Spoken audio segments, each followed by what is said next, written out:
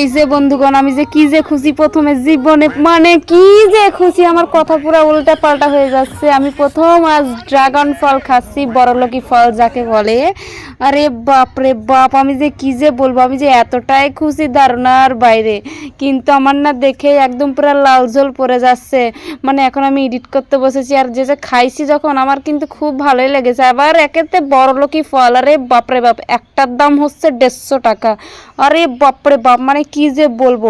এই যে 150 টাকায় আমার আর 1 ডজন কলা হয়ে যেত, 1 প্যাকেট প্রেম খাজুর হয়ে যেত, আবার আমসত্ত্ব হয়ে যেত, আবার তার সাথে আবার একটা ফুটিও হয়ে যেত। আরে বাবারে কি বলবো গাইজ।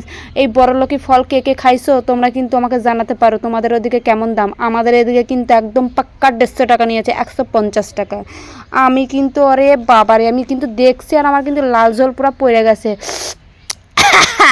কিন্তু আর এই যে খোসাটা আমি কিন্তু পুরো একদম বডিতে মাইখা লইছি, যদি একটু ফসা হইতে পারি। আর আমি তো একেতে কালো মানুষ, ওই জন্য পুরা গায়ে হাতে মুখে পুরো চকচক করছে আমার কিন্তু।